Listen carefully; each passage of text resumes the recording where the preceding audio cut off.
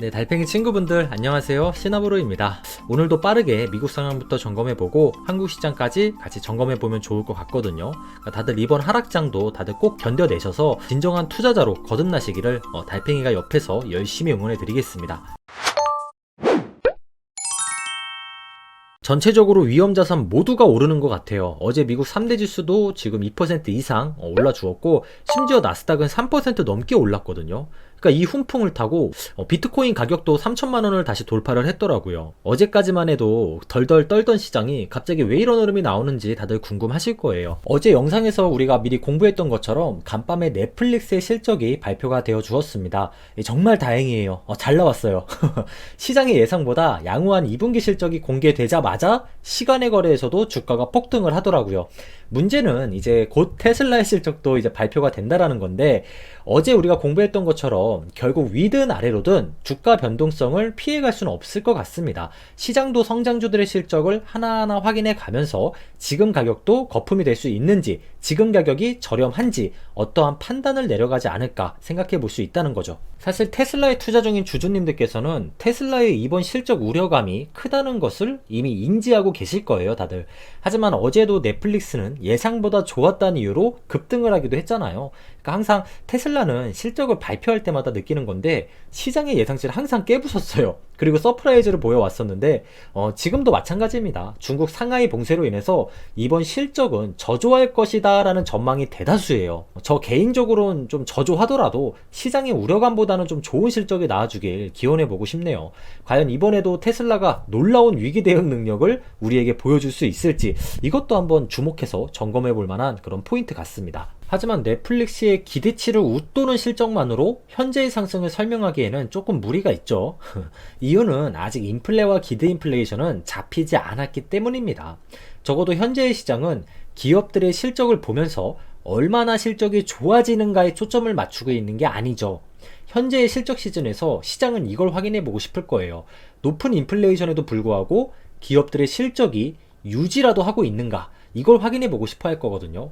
그래서 사실 어제 반등에 성공한 이유도 실적 때문만은 아니었을 거예요. 제 생각에는 아마 이 러시아 가스 관련 소식이 정말 시장에 훈풍을 불어왔지 않나 생각이 듭니다. 지금 유럽도 에너지 때문에 난리인 거 다들 아실 거예요. 러시아가 이거를 무기 삼아가지고 제재를 거는 국가들한테 협박을 하고 있는 상황이죠. 지금 다급한 쪽은 사실 유럽입니다. 가뜩이나 러시아의 에너지 공급이 감소되면서 에너지 부족에 시달려 왔었잖아요. 근데 이제는 폭염까지 덮쳤어요. 냉방 전력이 폭증하면서 에너지 난이 더 심각해질 수가 있을 건데, 어제 뉴스 보니까 역사상 가장 심각한 폭염을 기록했다고 하더라고요. 그러니까 정말 웃겨요, 상황이. 결국 유럽은 좀 무릎을 꿇은 거나 마찬가지 아닐까요? 원래는 러시아에 계속 제재를 하면서 우크라이나한테 무기도 제공해주고, 그 다음에 10년 뒤에는 러시아 에너지의 의존도를 완전히 0으로 만들겠다, 이런 정책까지 세워놓은 나라인데, 이제 와서 러시아에 대한 제재를 하나 둘 풀어주고 있는 게 이게 현실입니다. 러시아에게 에너지를 좀 달라고 애원을 하고 있죠. 그래서 그런지 어제 에너지 측면만으로만 보면 좋은 소식이 하나 나왔어요. 이 노드스트림 1 공급이 재가동될 수 있다면서요. 이 노드스트림 1이란 건요, 러시아와 독일을 이어주는 천연가스 송유관이거든요. 근데 저번 주에 이 송유관을 유지보수를 한다는 이유로 갑자기 러시아가 가동을 중단시켰단 말이에요. 당연히 시장은 겁에 질리죠. 단순한 유지보수가 아니라 러시아가 화가 나가지고 토라져가지고 이거 중지시켜버린 거 아니냐, 앞으로 이거 재가동 지연되면 큰일 나는 거 아니냐, 이런 우려감이 굉장히 컸었단 말이에요. 하지만 어제 재가동을 한다는 소식이 들려오면서 이러한 우려감이 지금 많이 완화가 되어줄 수 있었던 거고, 그래서 어제 시장이 좀 크게 한숨 돌릴 수 있던 거 아닐까, 우리가 이렇게 생각해 볼 수가 있을 겁니다. 하지만 러시아를 완전히 믿을 수 없다는 거 다들 알고 계셔야 됩니다. 거의 이거 러시아가 하도 뒤통수를 많이 치다 보니까 21일 날 정말 확실히 이게 재가동이 되는지 우리가 꼼꼼히 한번 살펴볼 필요가 있을 것 같아요. 그리고 또 하나 주시해야 될 게 있는데요. 드디어 유로가 조금씩 바닥을 다지면서 올라오는 그런 모습을 보여주고 있어요. 반대로 달러는 조금씩 하락을 하고 있죠. 이 몇 주 동안 계속 언급해드려서 다들 알고 계실 거예요. 최근 달러만 너무 강해져서 우리나라 환율도 문제가 됐었고, 유로존 국가들도 마찬가지였죠.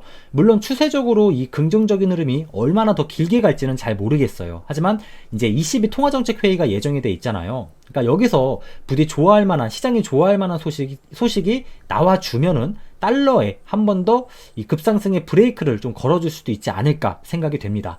반대로 이제 회의에서 기대 이하의 소식이 들려오게 되면 달러의 강세를 또 한 번 자극할 가능성도 있을 거예요. 전반적으로 유럽은 경제 체력이 좀 약하기 때문에 자이언트 스텝까지는 못하고 아마 ECB 통화정책회의에서 스몰 스텝 혹은 빅 스텝 가능성이 높지 않을까 이렇게 전망하고 있는 편이니까요. 우리 구독자분들도 참고해 두시면 좋을 겁니다. 과연 시장의 기대보다 높게 발표를 할지 낮게 발표를 할지 한번 지켜보자고요. 네, 우리나라 시장은 나쁘지 않습니다. 시총상위 주식들도 꽤 오름폭을 보여주고 있고요. 아직 장이 완전히 마감되진 않았지만 장중에 2400선도 살짝 터치해주면서 점차 바닥을 높여가는 듯한 그런 좋은 흐름을 이어나가고 있습니다. 하지만 아직까지는 고환율 때문에 외국인들의 매수세가 거세지는 않아요. 아직도 약합니다. 오늘도 개인 투자자분들만 열심히 매수를 하고 있었고, 그리고 확실히 거래대금이 작년과 재작년에 비해서 너무 줄었거든요. 그래서 뭔가 호재가 있어도 확실히 상승할 때의 탄력이 확실히 좀 줄어든 그런 느낌이 들어요. 그리고 이제 어제 이 통화스와프에 대한 기사가 들려왔거든요. 이 통화스와프란 게 사실 어찌 보면은 이자가 없는 마이너스 통장 같은 그런 거잖아요. 그래서 지금 같은 시기에 정말 좋은 이벤트인데 이 기사만 보고 너무 설레발을 쳐서는 안 될 거예요. 사실 통화스와프란 게 저도 이제 살짝 기대를 했거든요. 근데 가능성만 살짝 열려 있다는 이런 뉘앙스의 기사가 나오고 있는데 결국에는 통화스와프는 안 된 거라고 보시면 됩니다. 지금보다 더 심각해져야 뭔가 미국도 고민을 해볼 텐데 여기서 더 얼마나 심각해질 수 있을지 사실 통화스와프에 대한 가능성은 그리 높아 보이지 않다라는 거죠. 그동안 우리나라 정부 보세요. 미국 말 참 잘 듣고 따라왔는데 개인적으로 뭔가 이렇게 이번에 구체적인 통화스와프에 대한 구체적인 얘기가 없었다라는 점에서 조금 아쉽긴 하더라고요. 근데 어쨌든 국내 증시도 그리고 미국 증시도 결국 다시 거래대금이 늘어난 상승장을 기약하기 위해서는 전제 조건이란 게 필요할 수밖에 없지 않을까 싶어요. 이 글로벌 안정이 먼저 우선시 되어야 된다라는 거죠. 이 지금 화면을 보시는 것처럼 올해 전 세계 긴축은 진짜 상상을 초월할 정도입니다. 역사적으로만 보더라도요. 이러니 당연히 주식시장이며 부동산 시장이며 꽁꽁 얼어붙을 수밖에 없죠. 이 부동산 시장도 불과 1년 전만 하더라도 1000만원만 깎아달라고 전화하면 집주인분들이 전화를 딱 끊어버렸다고 하더라고요. 근데 지금은 5천만원 이상 내려서 팔려고 해도 잘 연락이 안 온다고 합니다. 이 금리를 보더라도 사실 매수자 입장에서 보면 집을 구매하기가 상당히 껄끄럽고 애매한 시기는 맞는 것 같아요. 그래서 이제 앞으로도 인플레이션이 그만큼 더 중요해질 거라는 거예요. 이 전 세계는 지금 연준만 쳐다보고 있습니다. 영향력이 절대적인 기축통화의 나라니까요. 연준이 금리 인상을 멈추기 위해선 바로 이 인플레이션이 잡혀야 되겠죠. 그래야 이제 빅스텝의 시대가 마무리 지어지면서 다시 시장으로 돈이 흘러들어올 수가 있게 될 거예요. 그리고 계속해서 바닥에 근접했다는 정황을 알려주는 그런 신호들이 요즘 계속 나타나고 있다고 하더라고요. 지금 우리 구독자분들이 보고 계신 이 지표도 이 윌리엄스 페닉지수라는 거거든요.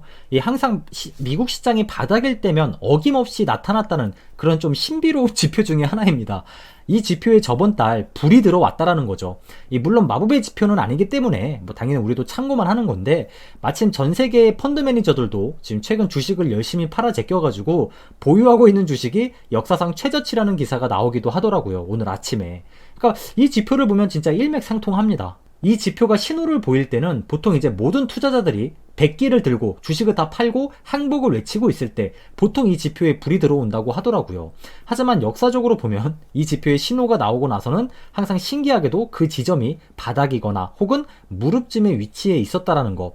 그러니까 이 지표는 90년 동안 딱 18번의 신호를 보내왔다고 하더라고요. 당연히 역사적으로 보면 그때마다 주식을 팔아야 되는 게 아니라 사야 하는 시점이었다라는 거죠. 다들 용기 잃지 마세요. 저도 꿋꿋하게 버티면서 적리식 투자를 이어나가고 있습니다. 특히 배당주와 배당 성장 주식들을 진짜 열심히 모아나가고 있어요. 이 주식을 사고 팔 때만 용기가 필요한 게 아니죠. 주식을 보유하면서 버티는 것 또한 투자에 정말 중요한 거고 이것 또한 용기 있는 사람들만 할 수가 있는 그런 투자 방법입니다. 버티는 것도 아무나 할 수 없다는 거예요. 이 용기가 필요하고 힘든 걸 바로 우리 달팽이 친구분들이 노후 대비를 위해서 견디고 해내고 계신 겁니다. 배당 투자를 조금 더 배우고 싶고 알아가고 싶으신 분들께서는 모두 무료니까 부담 갖지 마시고 노후 대비 동호회에도 댓글 보시고 한번 신청해 보시면서 계속해서 자기 개발을 해가셨으면 좋겠어요. 정말 마음 편한 투자가 배당 투자거든요. 배당 투자가 좋은 이유는 딱 3가지밖에 없습니다. 근데 이 3가지 이점이 너무나 강력해요. 이 시장이 좋을 땐 자산이 늘어나서 좋은 게 바로 이 배당 투자고요.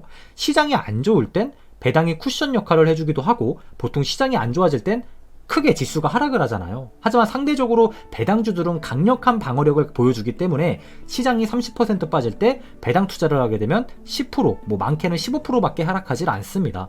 그렇기에 교체 매매도 매우 유용하게 진행할 수가 있게 될 뿐더러 여기에 배당금을 더하면 당연히 자산은 늘어날 수밖에 없겠죠. 또한 저렴해진 배당주들을 교체 매매하면서 더 큰 상승률을 도모해 볼 수도 있을 거고요. 또한 시장이 횡보할 땐 나오는 배당금으로 또 자산을 늘려가면 그만입니다. 이러한 이유로 장기적으로 보면 연평균 수익률 15에서 20% 이상을 10년 이상 기록하시는 실제 개인 투자자분들도 존재한다라는 거예요. 결국 시장이 오를 때도 내릴 때도 횡보할 때도 모든 상황에서 마음 편한 투자를 가능하게 해주는 것은 결국 어떻게 투자하느냐에 따라서 달라진다라는 거죠. 그래서 절대 배당을 무시하시면 안 돼요. 우리 모두 행복한 투자자들이 되었으면 좋겠거든요. 결국 장기적으로 시장을 이길 수 있는 투자자들은 돌이켜 생각해보면 주가가 올라도 내려도 횡보해도 모든 상황에서 결국 투자를 할 수 있는 그런 철학과 신념을 가진 사람들이었어요. 이런 투자자가 곧 우리가 닮아가야 할 그런 투자자들의 모습이라고 생각을 합니다.